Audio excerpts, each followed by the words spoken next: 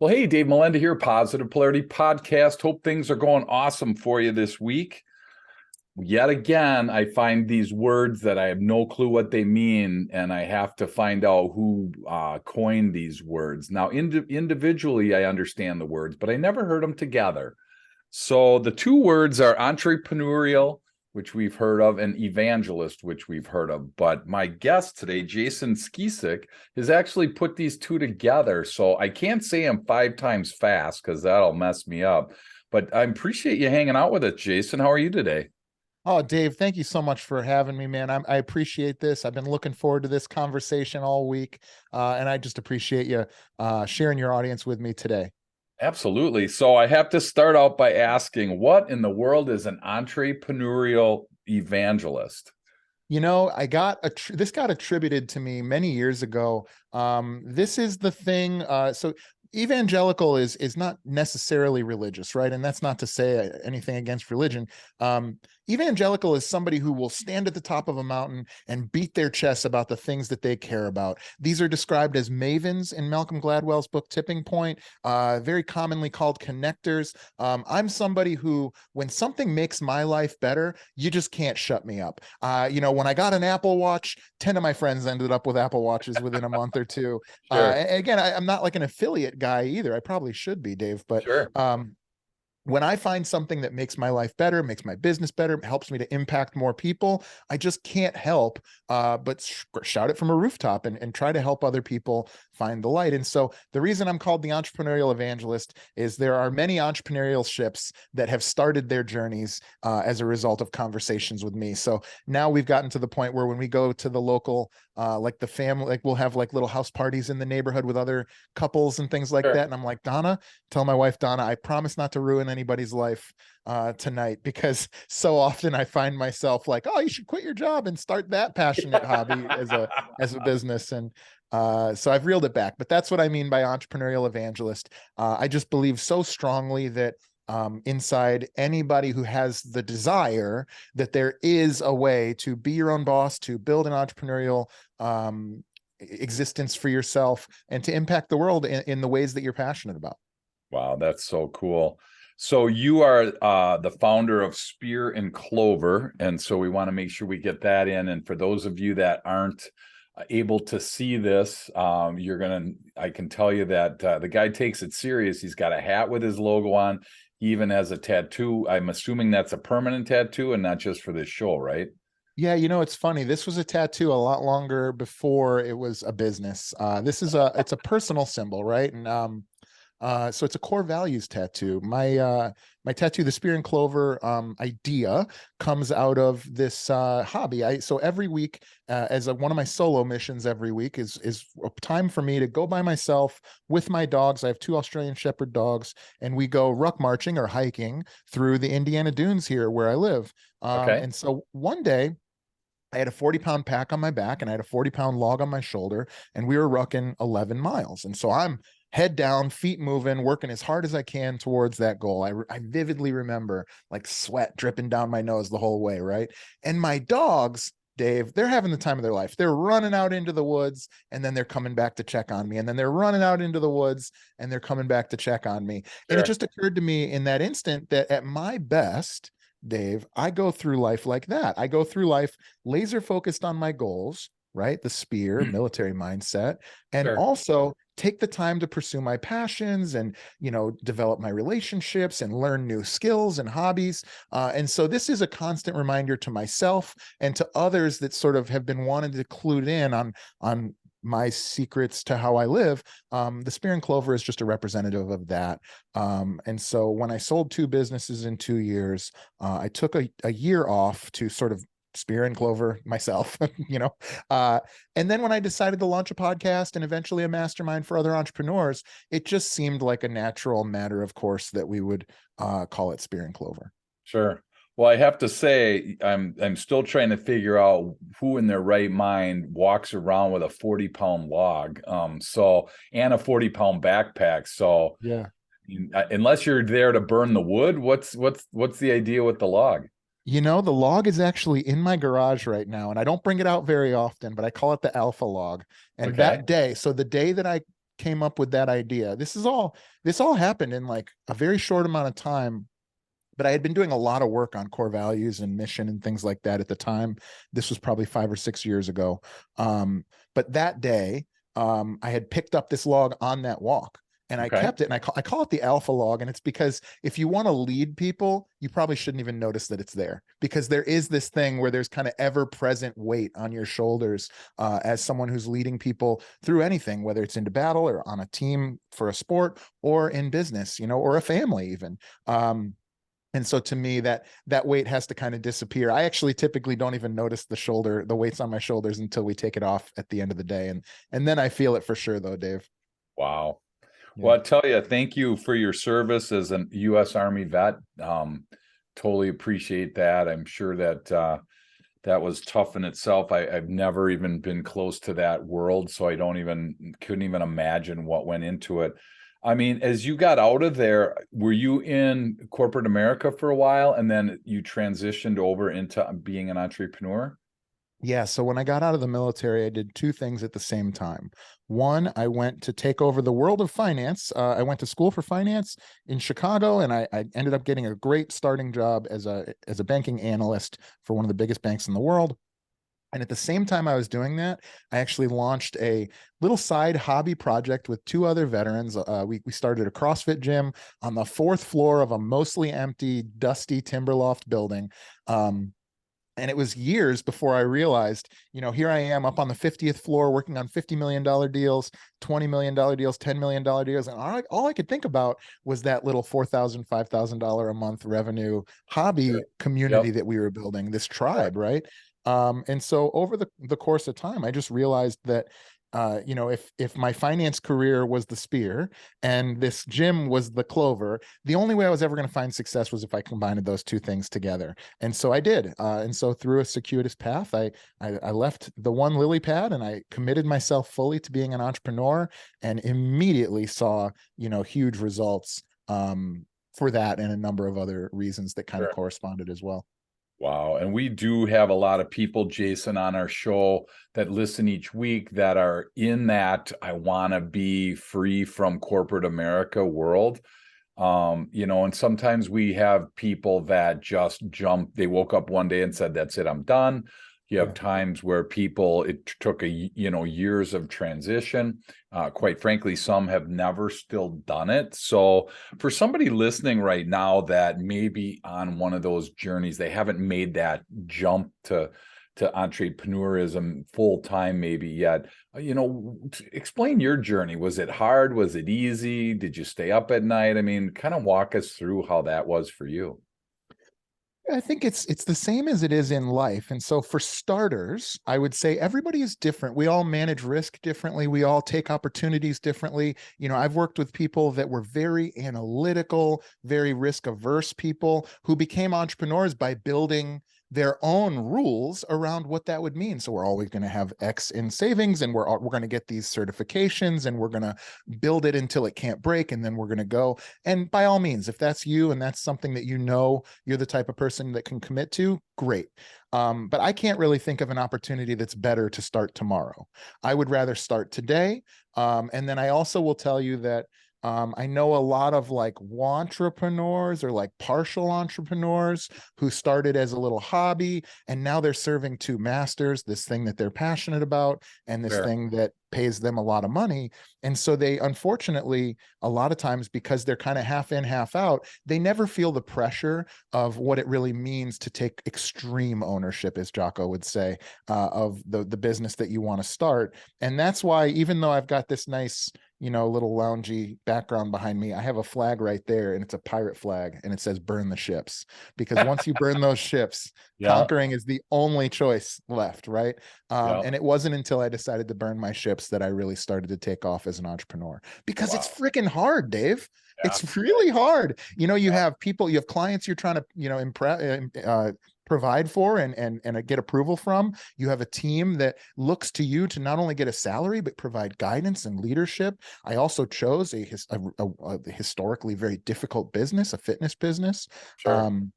And so because of that, there was a ton of reasons why it would be way better for me to make a multi six-figure salary as a banker. But I just knew that I couldn't in my bones, I couldn't continue down that path. Wow.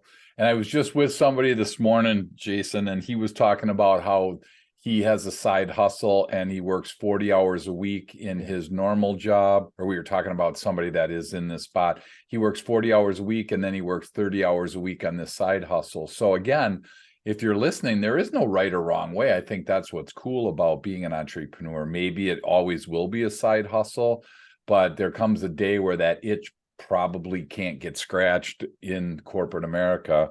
And that's the whole goal, is to try and find that and then figure out how to successfully do that.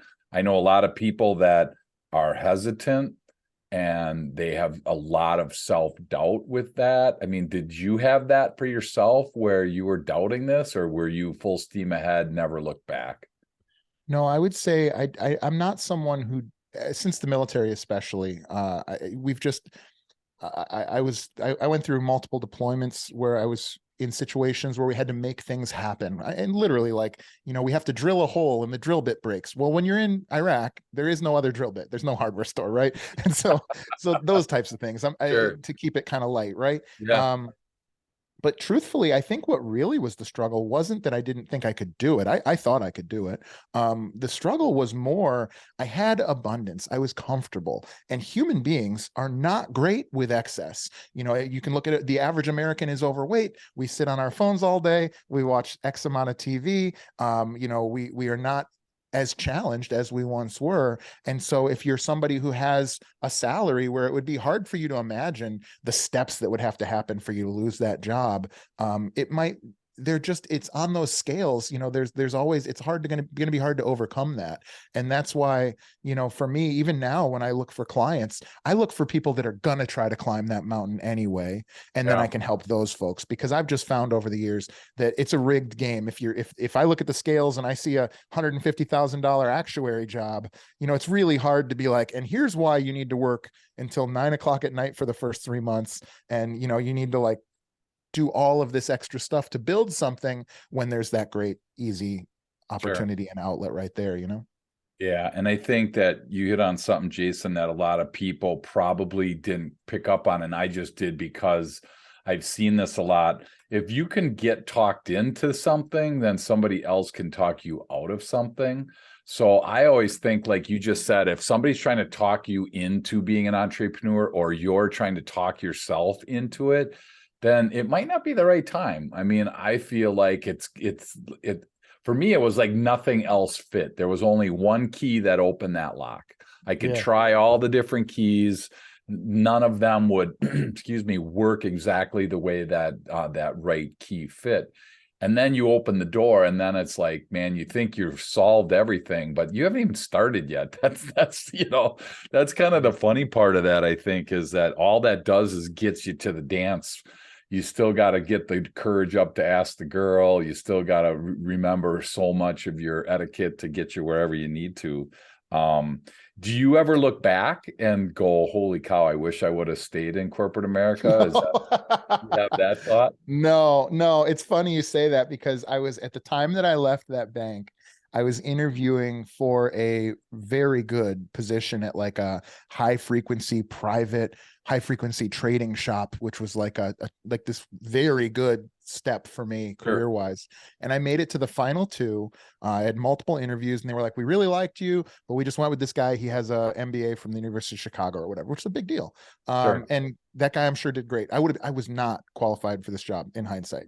But they were like, listen, we loved you. We'll reach out to you if anything changes. So 6 months later or so, I get the call, and I've been full-time entrepreneur for 6 months, and I didn't laugh them off the phone, but it was just not even close. And it would have represent like a doubling of what I was taking home even when I left the previous job, and I was not making anywhere near that, and it just wasn't even close. I think anybody, to the closest I can relate this to is if you're listening to this and you went into the office before 2020 and now you work from home, like, just imagine the amount of money somebody would have to get you to come back to the office as opposed to staying from home.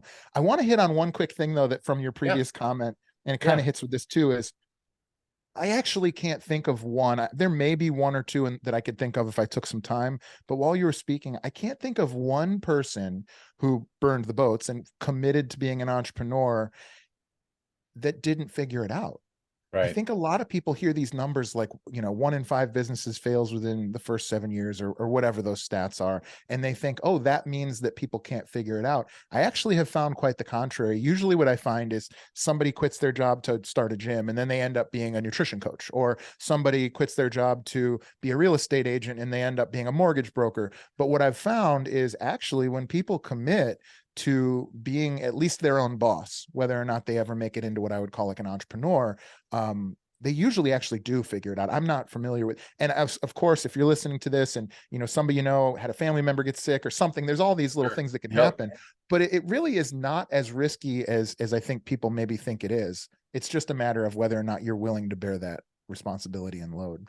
Yeah, absolutely. Well, and I mean, so if you're making a nice 6-figure income right now and you have good benefits, you're adding to your 401k every month and you have insurance and company car and you got all these things. I mean, yeah, you know what? You have to give those up. I mean, I remember when I sold my business and started my next one, we had, we had one car or two cars, and one was a company car, so I had to give that back. So there we go to the Toyota dealer and we're like, hey, I'd like two cars for this car. I mean, you start to have to make these sacrifices. But I think it's interesting because I wonder, like, most people, are they driven by the money?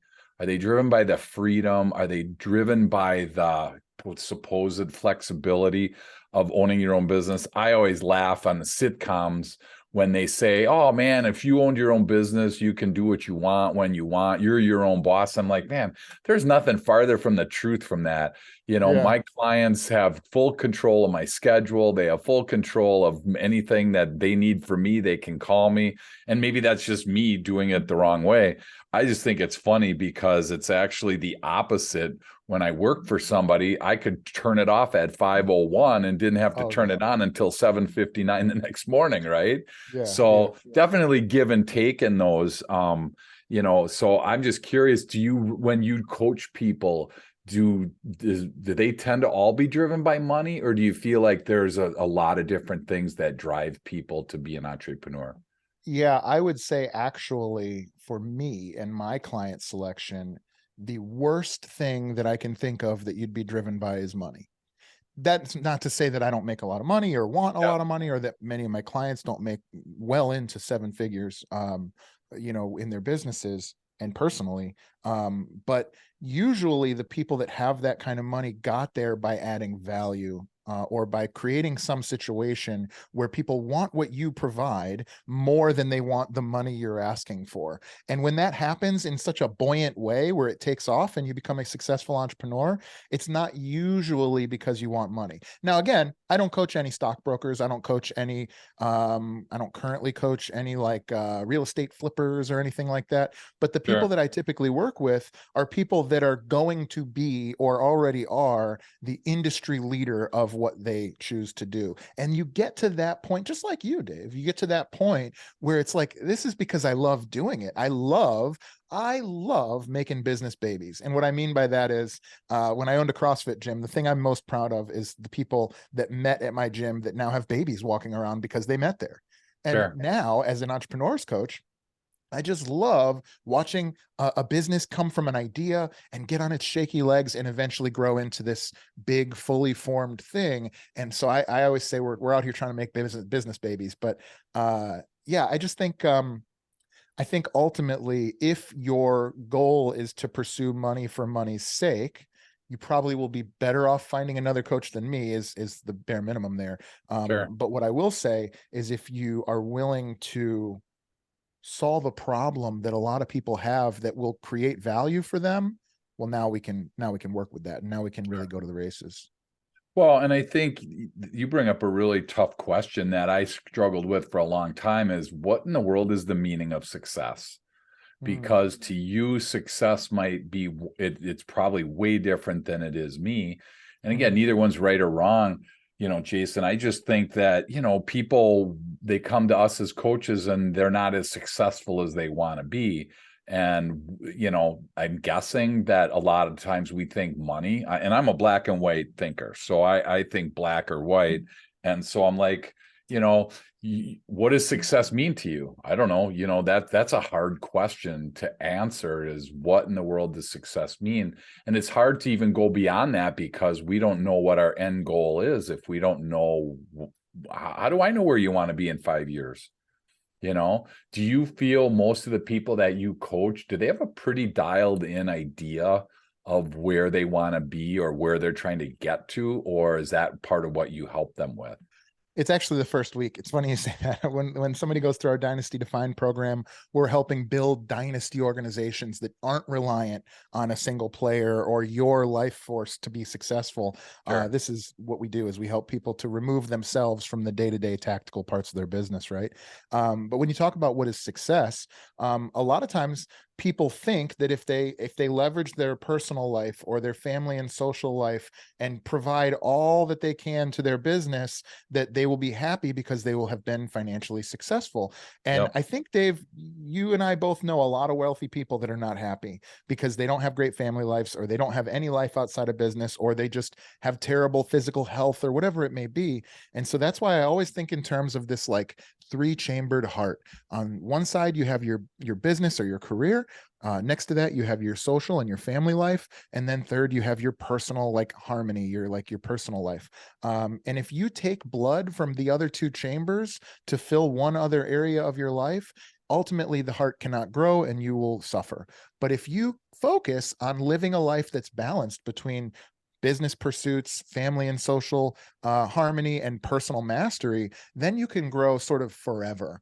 Sure. And we've just seen this over and over again. I think the top 10% and the bottom 10% of society have it figured out, but the top percent get to benefit from the money. Yeah. And that is like, hey, we have to continue to have great relationships. Who my number one employee is? And I don't mean she's my employee. It's my wife, because I Yeah. want that relationship to last forever. And so if I want it to last forever, I can't get snappy at her when something happens for a client today. You know what I mean? Absolutely. Yep. And I tell you, it's interesting thinking about business, social, and personal. I black and white. I think it's either I'm all in on business, right? And then I struggle to try and find a way to think that there's a little bit of gray. So then I try and turn my computer off and then turn on my social life or whatever. So, and that was one of my questions is, how can you be a successful entrepreneur and love life at the same time? It feels like, again, my black and white brain, Jason, it's like, okay, Yeah. one or the other, or Yeah. one feeds the other. It's like, how do you do those both at the same time? Have you figured that out yet? Well, I don't want to say that I have, but I will say that um, that I don't think it is black and white. I think that for instance, so if you read like a book called like Essentialism, right? There's this question of if work is the most essential thing. Let's say if currently in this phase of life, work is the most essential thing, should I not sleep? Well, the answer of course not, because I'll Sure. show Yep. up to bed, I'll show up to work better if I Yep. sleep. Well, should I not do breathing drills and make sure that I can control my emotions and my behavior? Well, of course not, because then you'll show up better to work. Well, should Sure. I have fights with my wife and my children, or should I have apathy or some sort of degrading relationship that's hanging over my head? Of Yeah. course not. You should have those things in balance. And so it's actually not a gray area at all, in my opinion, to live what I think a good entrepreneurial hygienic life and maintain those things, right? Is it essential that I brush my teeth every day? Well, not today, but on a long enough timeline it is. Yeah, And so exactly. to me, I think that um, I think that if you want to be holistically successful, financially, lifestyle, otherwise, I think you must live a holistically successful lifestyle, which means you have to tend to the garden. And if you don't, you'll very quickly fall out of balance. And I don't actually, I need to stop using the word balance, because I don't think of it as work-life balance. There's certainly seasons where I work 100 hours a week, and there are seasons where I work 20 hours a week. But I can tell you this: my schedule starts with my time with my wife and daughter, and then it goes to my time for myself, which is at the jiu-jitsu studio or out rucking. And then I backfill when my calendar is available. That's when I'm available. It's like from 1 to 5 p.m., 4 days a week. And then 1 day a week, I'm doing the mastermind. And so Well, because of that, go ahead. No, finish. I was just going to say, because of that, what I've found is actually, as entrepreneurs, as like dynamic problem solving entrepreneurs, if I shrink the vessel, I just pour more dynamite into that smaller vessel. And so I get the same amount of stuff done in a shorter amount of time because I fill that vessel that I give it. If I said I'm just going to leave my calendar blank, and when all the fires are out, I'm going to come see my daughter, well, I Yeah. wouldn't recognize her, and I'd be showing up to her graduation like tomorrow. Well, and that's where I think it's really dangerous, is when you kind of get that out of proportion or out of perspective, where work is first, and then I'm second, and then whatever is left, my family can have, those 4 minutes a day, and I have kids, and now I have grandboys, and it's like, man, how Congrats. easy it is to miss these little chunks along the way, and then justify it on top of, well, I got to make a living, or I gotta. So those are really hard things. And as I thought on incorrectly, that once I became an entrepreneur, once I own my own business, that all that would magically go away, and it's Yeah. nothing farther from the truth. So I'm just curious, when you talk about working 1 to 5, I'm like, what the heck is this guy talking about? I want to work for you because, and again, that's my perspective. This is where, we have this perspective that we really need to change. So, I appreciate you sharing that. Well, And I would only add to that, yeah, Dave, that first of all, the 1 to 5 thing, it's true. I have a perfect week calendar. You can click my link in my Instagram and you can get one for yourself today. But if I have to sacrifice something, it's TV time with my wife at night. So sometimes it'll be 1 to 5, have dinner, put the baby to bed. And then from, let's say, 7 to 9, maybe I come back and do some more work, but I'm missing out on Netflix. So I do right. have sort of a hierarchy. But I would also add, this is like the simplest drill that cuts through all the BS. I want anybody listening to this to think of someone in their life or that they know of that they respect. Is that person stressed out all the time? Is that person fighting with their personal relationships all the time? Is that person constantly, on the phone screaming at their children? No, of course not. They're not. And so it is possible. It's not just lip service that we give it. I think some Right. people think that all this stuff that they are somehow, I'm this way and I cannot change. Well, that's a pretty bleak way to look at life. Yep. And it's so easy then to blame, right? And then we can kind of act like, hey, it's not me, right? It's the Mhm. government, it's the weather, it's the customer. I mean, oh my gosh, I've learned more of people blaming others in the last few years than I've seen my whole life, And it's like, my gosh, it's, the Polish people's fault. I'm Polish, so I can say that, right? It's like, where did that come from? Yeah. What did they have to do with you Yeah. can't get up out of bed on time, so I'm going to blame them? I mean, it's just crazy how that happens. I'm curious, how do you develop those core values? Because there's got to be something inside of us that is, it's the stake in the ground. For you, it would be the spear in the ground, where I envision this. I'm just putting it right in there, and I'm not moving from that. Where did you establish your core values as an entrepreneur? Yeah, it's a good question. It's something that I help people to do. It's probably my favorite exercise that I walk people through, because you see people just brushing the dirt away as they reveal this relic that has always been there, but they never knew was there. And all of a sudden you see it click, why these relationships worked great and these relationships didn't work so great. And so to kind of start first, your core values aren't who you wish you were or who you hope to one day be. They're not what Steve Jobs wrote down on paper or Bill Gates or Elon Musk. They are the embers that burn inside of your chest, no matter whether you choose to write them down or not. They're what got you to where you're going or where you are, and they're going to get you to where you're going. And so when I do core values with people, it's not about what you wish you were or what you admire in others. It's so much more about who you showed up as. Who are you at your best? And you start to write down words and phrases that are associated with that. And then we'll often loop in somebody like a spouse or a partner or even employees and do the same thing again, family members. And we start to winnow those things down into categories. This is a pretty common way to do it. If you read the book Traction, they talk about this. If there's a lot of different ways to go at it. I was horrified. I heard a guy on stage not that long ago say, if you don't want to develop your core values, you can borrow mine. And I was like, oh, you told me everything I needed to know right there. But anyway, I digress. Yeah. The one thing I think that I do differently than anybody else, because I came up with it and I don't think I have not heard anybody else do it, is Sure. we give dimension to the values. I think oftentimes people will do core values of who they are. They're like, I'm military mindset, I'm spirit of the puppy, or whatever. That's my two of my five.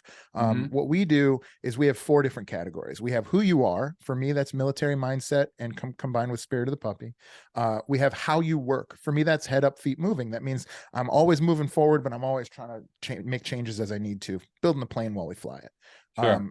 The third one is how I communicate with others. How do I work well with others? And for me, that's tribal. I come from a CrossFit background. I come from a sports and a military background. I'm very much a tribal thinker. And finally is what motivates me, what gets me out of bed in the morning and moving forward. And for me, that's invested. Now, these are probably not, if you're listening to this, or even for you, Dave, these are probably not your core values. But what that does is it gives me this 5-sided puzzle piece that now I can hold up to the world. And so at first, we start to hold that up to past relationships and opportunities. Hey, this is why that person seemed like they were going to be a great fit, and it always felt like we were butting heads. And this Sure. is why that person who doesn't really remind me of me, everything seems easy and we never fight, we never argue, up is up, down is down, everything's right with the world. And if you do that enough and you prove that these actually bear water, then you start to use them forward. And I've been using these 5 core values forward for opportunities, for hires, for partners, for whatever, for about 5-6 years. And I still have not found anywhere where they've let me down. Nice.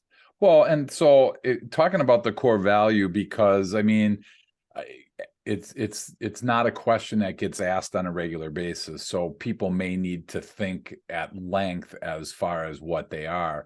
So I'm assuming that you help people through that. What do you do with people that have a blind spot and they don't really know that they have that core value, or they can't see it? I mean, can you from the outside see something that I might not be able to see from within myself? It's a great question. I think I would beware of people selling you answers Hmm. in this space, particularly for entrepreneur coaching, but for a lot of things. I sell questions. And so I'd like to think, Dave, if that were you in this hypothetical case, that I would ask you a series of questions about yourself that would be designed to pull out these attributes. So for instance, tell me about a time you got really angry at a client. Or tell me about a client that you had that it seemed like everything just went perfectly. Or tell me about an employee. And so you start to go down this rabbit hole, and you start to suss out what the wheat and the chaff is, right? And you start to you look for commonalities. It turns out that I'm not great at very complex long projects. That's something I needed to learn about myself. Sure. And any number of things. And so Sure. it's mostly about asking questions. And so what I found, Dave, is with experience and with time and with more and more under my belt, I'm just getting better at asking questions, and asking questions that provide answers and also lead to deeper questions. Yeah. And so one of the things I like to tell people is a lot of times entrepreneurs, we get to this place where we've broken down brick walls and we've learned how to do everything. We solve all the problems and we get magic stuck between our ears. We can do everything in our business. And actually that becomes the thing that slows you down. And so I've had to learn how to ask the right questions to take that magic from between your ears and scale it out scientifically so that you can share that with the world through your team, through systems, through all sorts of things that will actually allow you to scale your impact on the world. Well, and in order to scale, you need to have a team that has the same values, or I'm assuming similar values as your company, right? So, I mean, how do you build those teams? How do you determine what their values are? And quite frankly, what do you do when you have somebody on your team that doesn't share the values that if you have somebody that's super motivated by money, and driven by that, versus maybe that's not the number one thing that the company is out there promoting. I mean, have you experienced that, and does that tend to not end well? What are your thoughts there? It's a good question. I would say the more strongly I understand my core values, the more I can make a judgment call on whether or not I should allow somebody into the organization that's not a fit in one or two ways. I can tell you this is a relatively new business for me. I have one employee. His name's Mo. He's fantastic. Shout out to Mo. Mo has one core value that's different than mine, but we knew it before he ever started. When I ask interview questions, they're designed to reveal core values, so I ask series of questions that are designed to tell me about these people in these types of situations. And it may not be apparent the answer that I'm looking for. It's not like a right or wrong thing. It's more like that irritated me, that didn't. And we just acknowledged like, hey, I like things this way, you like things this way. He's a lot more thoughtful. He likes to take his time and come up with a good plan and then execute, whereas I like to execute on the fly. And so Sure. because we know that, early on in our relationship, I just made sure not to give him work that I needed done in 4 minutes. I Sure. gave him stuff that he had time on, and I was Sure. great. I was allowing him a little bit of grace to do it in his process. But because we knew that if there was ever a problem, we have this language that's not Jason versus Mo. It's, hey, here's what the task was. Here's how you went about doing it. Here's what I would do differently. And there was some respect there. When you talk about the money-driven person, I think it's pretty difficult to find a really good sales closer who's like real lovey-dovey. I know they're out there. I'm pretty Yeah. good at closing. I know Yeah. they're out there, but a lot of those folks are driven by money. That's okay, as long as they're not violating the core values. I don't think Sure. I can tell you right now, I love money, Dave. So I'm not violating my own core values by trying to maximize my impact on the world commercially. Sure. But you do, I always say you can either draft or you can trade for employees. You can trade and try to get an expert from somewhere else, in which case the most important thing is identifying if they're a core value fit. Or you can draft, which is to tap somebody on the shoulder who's a core value fit, and then train them on the skills and the habits and the tactics that you need them to learn. That has been where I have found the most success, but I know very many very successful people who do it differently. Sure. And teams are so important today. And, I'm shocked at how little time we're still spending on teams. I love the book People Over Profit because it just is such a cool concept that, Mhm. who would have thought, when my parents were growing up that my dad took precedence over money. I mean, oh my gosh, they're a dime a dozen, right? When unemployment's at 13, 14%, whatever. People are dying to get into these jobs. I remember my first job, Jason was making pizzas at Shakey's Pizza, and I was 15 years old. And there were 10 guys in this part-time position. And I got lucky that I knew somebody and they got me the job. But that was back when, man, if you didn't work, gone, next day, new person, next day. I mean, it was like going through a dime a dozen. So I think it's so cool to be able to, spend time on your team, invest in that team, and be able to really understand what their core values are. Do you kind of suggest that people start that at the interview process, I'm assuming then? Yeah, it's an exercise I do, or I have shown people how to do, where you'll just take each of your core values and come up with 5 questions that are designed to reveal core value fit. And it's Gotcha. not a perfect process. You may figure it out over time as to Yeah. what the holes are. You just got to pay attention. Yeah. But I think ultimately, if you're looking for someone who's going to fit well within your culture, who's going to be energized by the types of things you're doing, you're going to be far more successful than finding somebody who has a ton of skill, but maybe doesn't care about your mission or your values or want to work with a team like yours. Yep. And so to me, I just think it's important that you consider that. I mean, I think the number one problem right now, Dave, in the world, and particularly in America, is finding good employees and then keeping them, because Right. employee values have shifted seemingly forever, or at least for a Right. long time, since 2020. I mean, like I said earlier, people don't want to come into the office; they want to work from home. They'll take a pay cut and go drive Uber or deliver Grubhub rather than go work at McDonald's or Starbucks now. And so Yep. this whole, the world that we grew up in, where you showed up with a haircut, and I know Dave doesn't want to do that. Showed up with a suit on and a Easy haircut for there. your Easy, interview at, easy, Jason. Come on. hey man, Take that if you're hat not off watching, once. What do you got under that oh, hat? See, if I could have exactly. your haircut, I would. I try to grow it right here. That's Yeah, I've got a awesome. big broomstick on my lips. So we grow our hair differently, but I get you. Absolutely. Yeah. Wow, But that anyway, is yeah. cool. I mean, Yeah. the days of people showing up in a suit for an interview at Shakey's Pizza are over. Yep. And Yep. so, I can't tell you how many times I think it's like allowed now, where when you work in retail, you're just on your phone all day and they can't tell you not to be, right? And Yeah. as guys of a certain age, we're like, I can't even imagine that, but here we are.